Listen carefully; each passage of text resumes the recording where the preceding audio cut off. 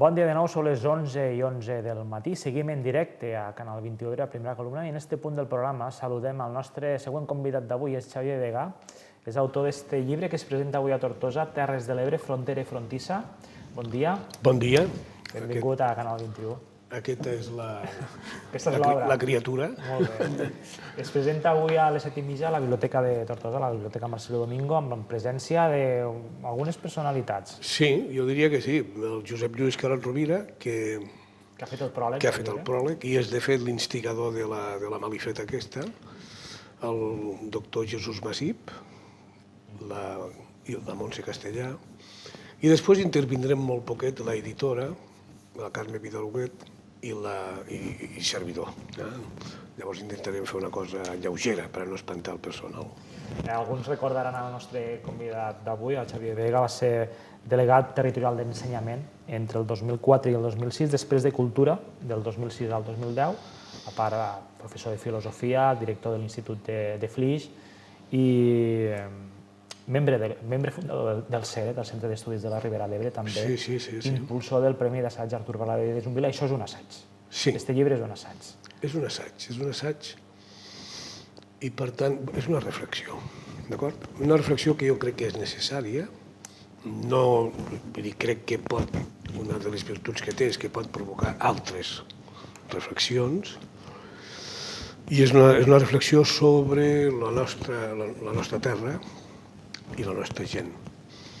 I com a reflexió és una cosa personal. O sigui, un llibre de turisme, un enfocament històric. Això intenta ser un assaig. Com indica la paraula, l'assaig és un intente.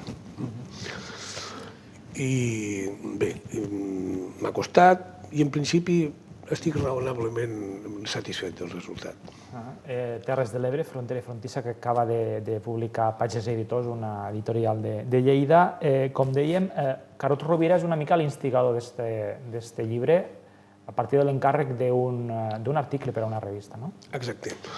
El senyor Carod Rovira ara és director de la Càtedra de Diversitat de la Universitat Pompeu Fabra i té una revista que es diu Divèrsia. Llavors se tracta de diversitat cultural, religiosa, i una de les diversitats que hi ha al país són les Terres de l'Ebre, perquè som un territori, jo dic que som un territori travessat per un riu, no per un riu, pel riu, i envoltat de tòpics.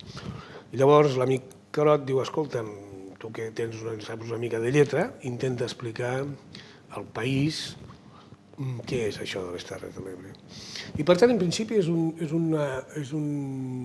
escrit que està adreçat a explicar la resta del Principat què és aquest misteri de les Terres de l'Ebre, perquè continuem sent un misteri. Llavors això, quan va sortir l'article, va agradar i em va proposar reincidir, i em va proposar ampliar-lo fins a fer aquest llibre. A l'altra banda de l'Ebre, així comença el llibre, no? La primera part del llibre, el primer article sobre la terra, comença parlant de l'altra banda de l'Ebre, una expressió que de vegades aquí feria sensibilitats. Jo crec que de vegades no hauria de ser sempre, perquè l'altra banda de l'Ebre deixa fora de joc, no sé si... Ara no he pogut calcular la població, però deuen ser 150.000 persones i 150.000 catalans i, a més, una vintena de pobles. Entre Alcanar i Xerta, per ordre alfabètic, estem tots Flix. De fet, jo estic més enllà de l'Ebre, o a l'altra banda de l'Ebre.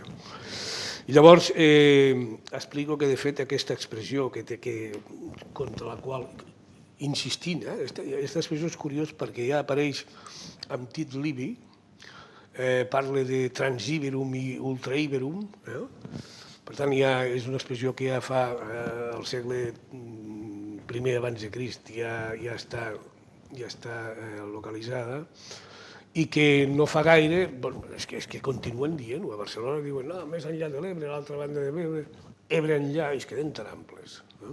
Llavors és important afirmar que l'Ebre no és un riu, no és una frontera, sinó que és un riu interior. I intento explicar bàsicament una qüestió que em sembla que tots els ebrencs hi estarem d'acord. És la idea que aquests són uns territoris centrals que amb el temps ens han convertit en perifèria i que han de tornar a ser centrals.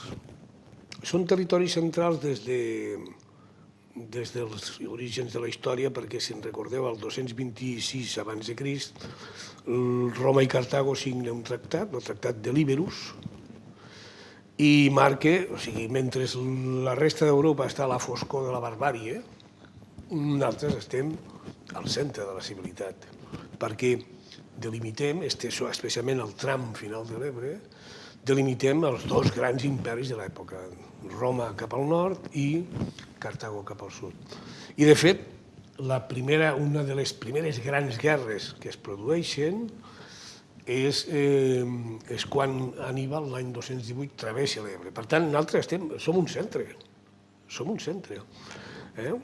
que provoca que Tit Livi diu que és la guerra més gran que es recorda als annals, per tant, som aquest centre.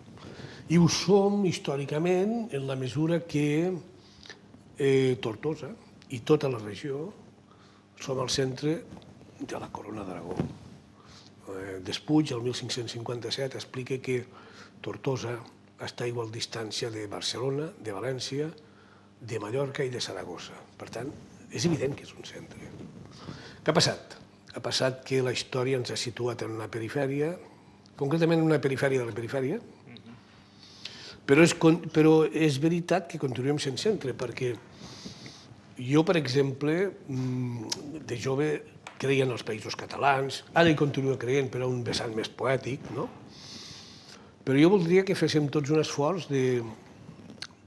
d'admetre que els països catalans són alguna cosa, en el sentit que si mirem un mapa econòmic de quines comunitats autònomes donen i quines comunitats autònomes reben, els països catalans estan allí. O sigui, donen el Principat, València i Mallorca. Per tant, som una unitat, podríem dir que no som una unitat de destino universal, que deia José Antonio sobre Franco, però potser som una unitat de destino en l'espoli, perquè realment som les comunitats espoliades. I en aquest sentit és la idea de tornar les Terres de l'Ebre a la centralitat. Una frontera i una frontissa que moltes vegades també és mental.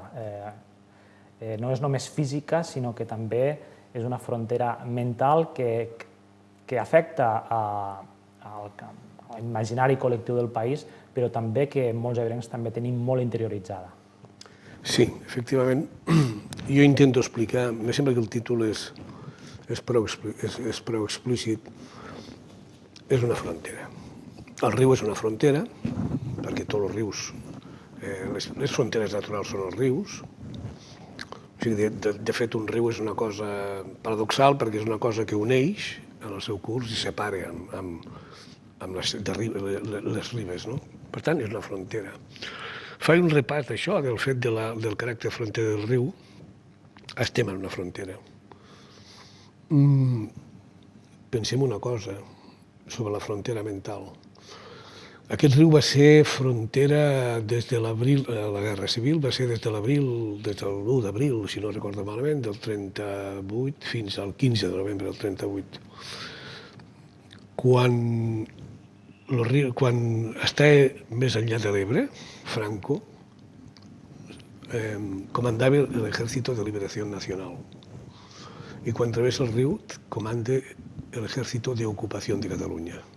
Això és una cosa significativa, per veure com, a nivell mental, aquesta frontera persisteix. Però, de fet, és una frontera que funciona, com tots els de lloc, funciona en els dos sentits. Perquè Pierre Vilar explica molt bé, l'any 64, a Catalunya dins d'Espanya moderna, que tot el territori de l'Ebre és una frontera. Perquè el Coll de Balaguer Ara no ens n'adonem, però el Coll de Balaguer és una frontera física. Una altra frontera física. És una frontera física. I és la frontera que separa del Baix Camp.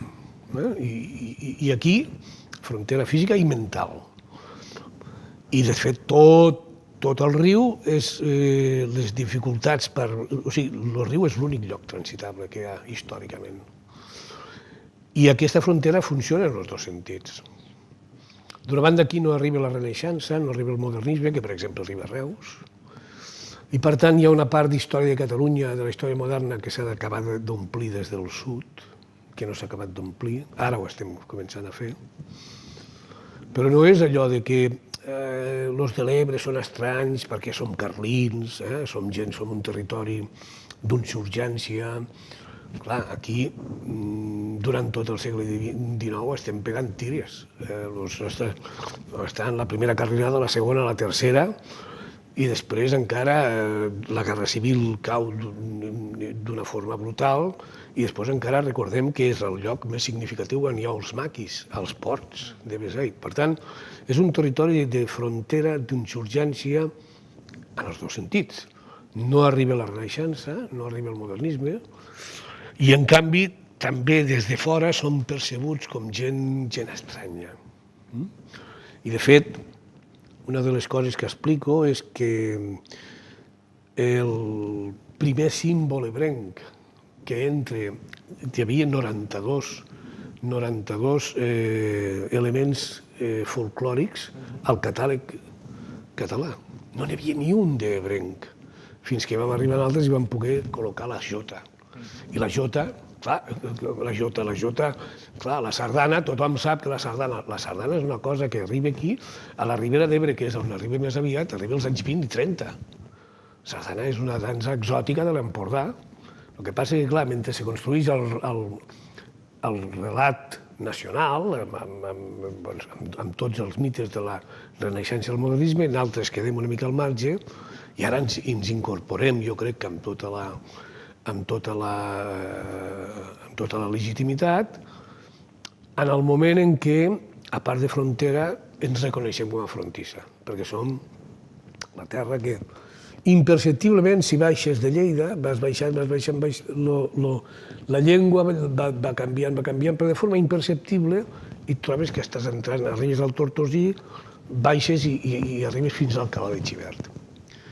Llavors, hi ha una cosa que està clara, que és que el que manté, la paradoxa és que a principis del segle XXI, quan se proposa la reconstrucció d'aquest territori, i es proposa a propòsit de l'agressió del PHN, del trasbassament. Cohesió en el territori. Cohesió en el territori.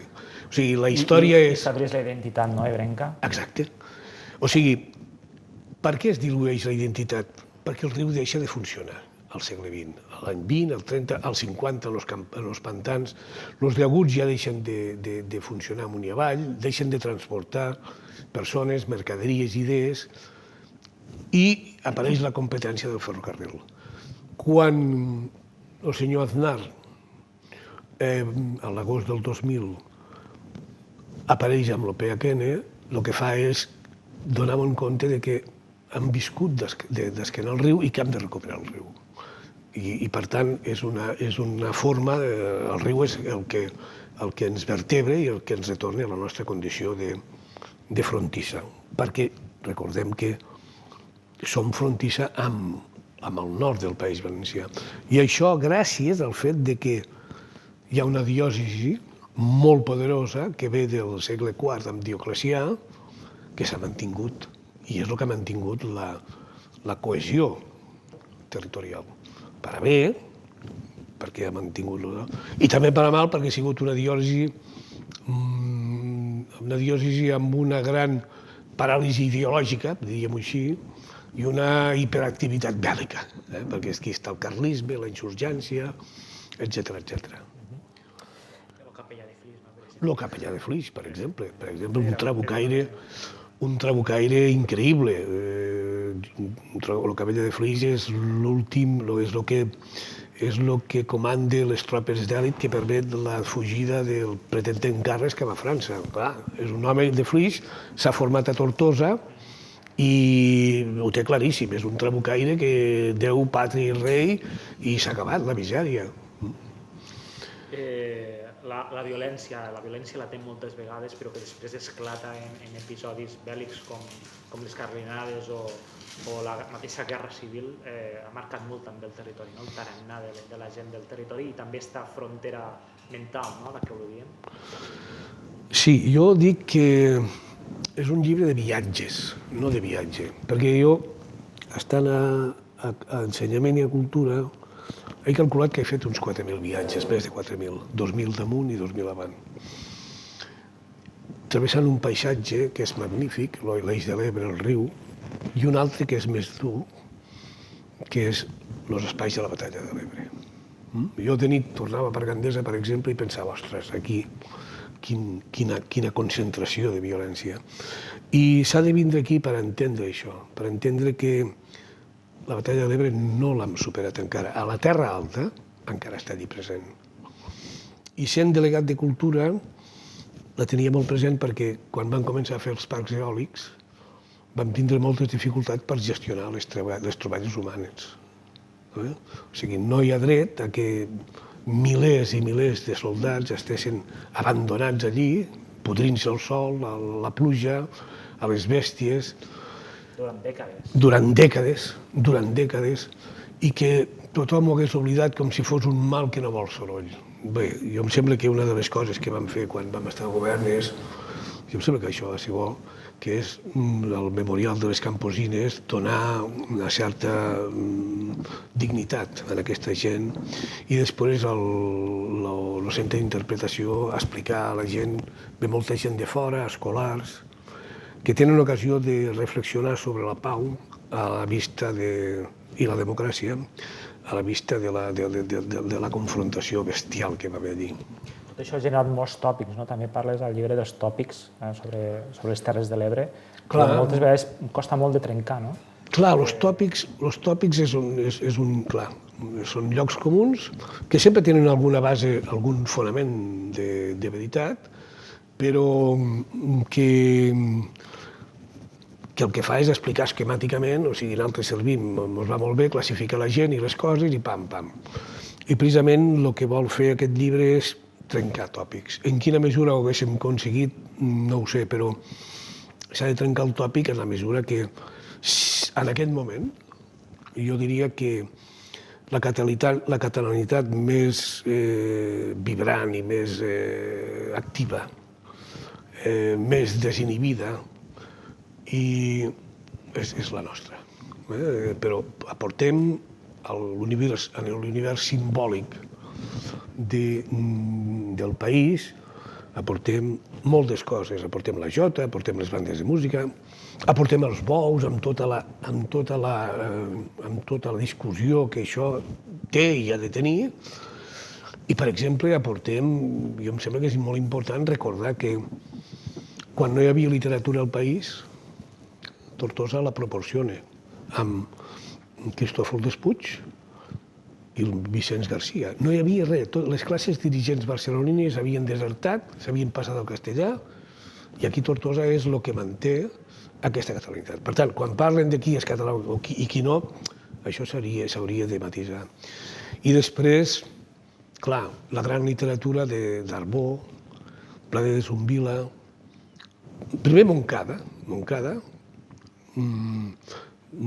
clar, la paradoxa és que apareix històricament al sentit contrari. Comença a l'Ebre, comença a Marbó, l'any 32, Terres de l'Ebre, als anys 50, en Pla de Zumbila des de l'exili, la part mitjana de l'Ebre, i ja al final, als 80, apareix Montcada. Clar, i apareix una gran literatura que encara no està assumida, i que és molt important. Pensem que quan Arbó treu la novel·la Terres de l'Ebre, hi havia una crisi de la novel·la a Catalunya.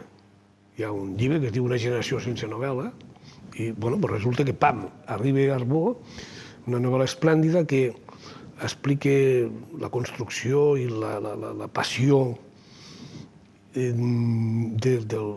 delta, de l'esforç de les persones per a construir el delta, I és una novel·la que està inspirada per Dostoevsky, però que està anunciant l'existencialisme de Camus. Si tu llegeixes el paisatge de Camus, està allí. Hi ha una mena de... I després Bladé, clar, hòstia, la prosa de Bladé és una gran prosa, és una prosa clàssica que vas llegint i te n'adones que vas llegint igual que respires, que és el que et permet una elegància, un estoicisme, un home que està exiliat i que està rememorant la pàtria perduda, la terra perduda, la gent perduda.